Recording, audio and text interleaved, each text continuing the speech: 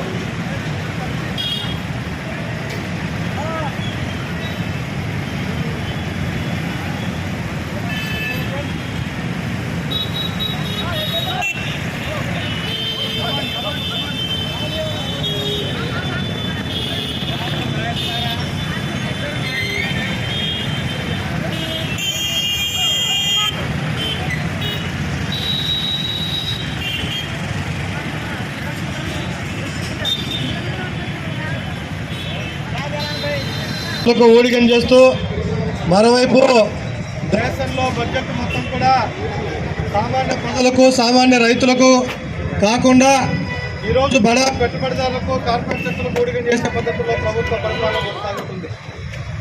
ఈ నేపథ్యంలోనే ఈ దేశంలో ఉన్నటువంటి ప్రభుత్వం 3 నల్ల చట్టాలను తీసుకురావడం ద్వారా ఈ దేశంలో రైతులను తమ పంట పొలాల్లోనే కూలీలుగా మార్చే పద్ధతుల్లో వ్యవసాయ చట్టాన్ని తీసుకురావడం జరిగింది. మరోవైపు కార్మికులు బ్రిటిష్ కాలం రోజు సాధించేటువంటి కార్మిక హక్కుల్ని స్వాతంత్ర అనంతరం ఇదే గణతంత్ర దినోత్సవం సందర్భంగా ఆ హక్కులన్నిటికీ రక్షణ కల్పిస్తూ రాజ్యాంగంలో ఇవ్వడం జరిగింది. అటువంటి కార్మికుల యొక్క హక్కులు చట్టాలన్నింటినీ కూడా సవరణ పేరు మీద 44 చట్టాలను 4 సివిల్ కోడ్లుగా మార్చేసి ఈరోజు నయా బానిసలుగా కార్మికులు మార్చేసే పద్ధతిలో ప్రయత్నం చేస్తా ఉంది.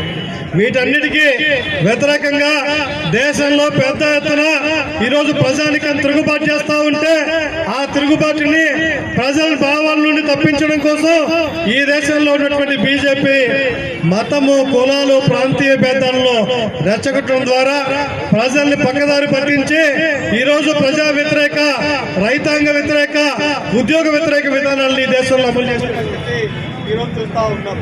మొన్నటికి మొన్న కరోనా సందర్భంగా ఈ దేశంలో ఉన్నటువంటి వ్యవసాయ చట్టాలని అమలు చేసి రైతులు తమ సొంత పొలాల్లోనే కూలీలుగా మార్చేసే పద్ధతుల్లో రాబోయే కాలం గిట్టుబాటు ధర లేకోకుండా చేయడం కోసం అనేక రకాల ప్రయత్నాలు చేసింది. వాటికి వ్యతిరేకంగా దేశ రాజధాని ఢిల్లీలో పెద్ద ఎత్తున ఈరోజు రైతాంగం, కార్మిక వర్గం పెద్ద ఎత్తున పోరాటం చేసింది. దాదాపు 800 పైచలకు రైతు ఉద్యమ నాయకులు అమరులు అయ్యి ఈ ఉద్యమాన్ని తీసుకెళ్లిన సందర్భాలు మనం చూశాం. కానీ ప్రభుత్వం ఈ ఉద్యమానికి జరిసి తాత్కాలికంగా ఈ చట్టాలు వెనక్కు ఈరోజు తీసుకుపోయింది. కానీ తాత్కాలికంగా వెనక్కి తీసుకెళ్ళిన తప్ప తిరిగి దొడ్డిదారిన, దొంగదారిన ఎట్లా అమలు చేయాలని చెప్పేసి ఈరోజు ప్రణాళికబద్ధంగా ప్రయత్నం చేస్తున్న పరిస్థితి ఉంది. కాబట్టి ఈరోజు కేంద్ర ప్రభుత్వం నల్ల చట్టాన్ని శాశ్వతంగా రద్దు చేయాలా, అట్లా విద్యుత్ సంస్కరణల పేరు మీద విద్యుత్ భారాలు మోపే ప్రభుత్వ నిర్ణయాలు వెనక్కి తీసుకోవాలా. ఈ దేశం వ్యవసాయం మీద ఆధారపడింది కాబట్టి వ్యవసాయ అనుకూలటువంటి విధానం అమలు చేయాలా. ఈ దేశంలో పంటలకు గిట్టుబాటు ధర కల్పించాలా, రైతులకు బీమా సౌకర్యం కల్పించాలని చెప్పి ప్రధాన డిమాండ్లని ప్రభుత్వం ఆలకించాలా, ప్రభుత్వం పాటించాలని చెప్పే పేరు మీద ఈ రోజు మనం ఈ రిపబ్లిక్ డే రోజున మనం ప్రభుత్వాన్ని కోరుతా ఉన్నాం.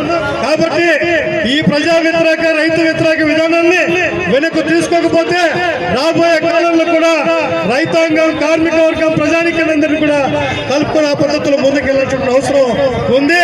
కాబట్టి మత భావాల వైపు, భక్తి భావాల వైపు ప్రజల్ని డైవర్ట్ చేయడం ద్వారా ప్రజా సమస్యలు, రైతు సమస్యల్ని పక్కదారి పట్టించడం కోసం చేస్తున్నటువంటి ఈ దొంగటను, మనం ఈ మోసాన్ని ప్రజలకు వివరించాలా. అసలు సమస్యల కారణమైనటువంటి విధానాలకు వ్యతిరేకంగా ప్రజానికాన్ని పోరాటం వైపు తీసుకెళ్ళడానికి కోసం రాబోయే కాలంలో కూడా మనం సిద్ధంగా ఉండాలని నాకు అవకాశం ఇచ్చిన మీకందరికీ